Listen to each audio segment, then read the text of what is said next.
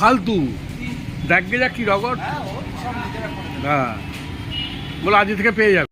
পরিবেশের কথা ভেবে দৃশ্য দূষণ রুখতে কথা রেখেছে বামেরা। গত 13ই এপ্রিল ভোট গ্রহণ শেষ হয়েছে নদিয়ার রানাঘাট লোকসভা কেন্দ্রে। ইতিমধ্যেই জনতা জনার্দনের রায় প্রার্থীদের ভাগ্য স্ট্রং রুমে কড়া নিরাপত্তায় বন্দী রয়েছে এবং তারই মধ্যে যে সমস্ত রাজনৈতিক দলগুলি তাদের প্রার্থীদেরকে এই নির্বাচনে প্রতিদ্বন্দ্বী হিসেবে দাঁড় করিয়েছিলেন তাদেরও বিভিন্ন ক্ষেত্রে কার্যক্রমের কাজ মিটেছে। তবে এবার নিজেদের প্রার্থীর নাম মুছতেই দেয়াল লিখনগুলিতে যে সমস্ত ফ্লেক্স ব্যানার লাগানো হয়েছিল সেগুলি খুলতে শুরু করলেন সিপিআইএম কর্মী সমর্থকেরা। তারা জানান অলোকেশ দাস তাদের হয়ে প্রতিদ্বন্দ্বিতা করছিলেন, তবে ভোট মিটতেই তাদের একটি সামাজিক কর্মসূচি যে সমস্ত জায়গায় ফ্লেক্স, পেস্টুন এবং ব্যানার লাগানো হয়েছে সেগুলিকে খুলে ফেলা।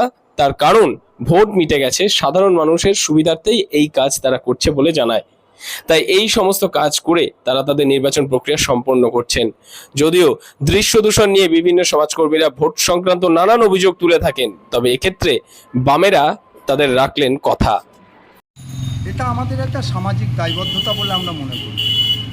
আমরা নির্বাচনের পূর্বে সমস্ত জায়গায় আমাদের প্রার্থীর পরিচিতি, প্রার্থীকে ভোট দেওয়ার আবেদন জানিয়ে দেয়াল লেখা, ফ্লেক্স, ফেস্টুন, দলীয় পতাকা আমরা রাস্তায় টাঙিয়েছিলাম।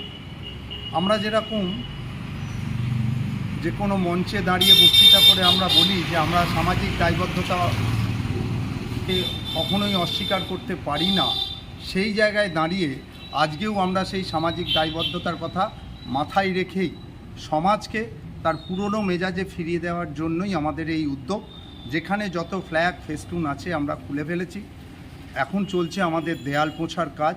যেখানে যত দেয়াল আমরা লিখেছিলাম নির্বাচনকে কেন্দ্র করে, সেই দেয়াল আমরা চুনের গোলা করে আবার পূর্বের অবস্থায় ফিরিয়ে দিচ্ছি।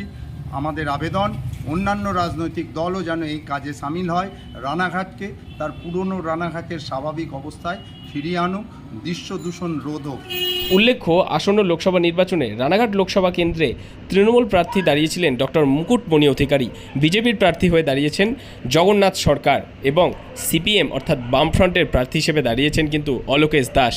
এবং লোকসভা নির্বাচন শেষ হতেই সেই অলোকেশ দাসেরই বিভিন্ন দেওয়াল থেকে নাম মুছে ফেলা হচ্ছে এই দিন।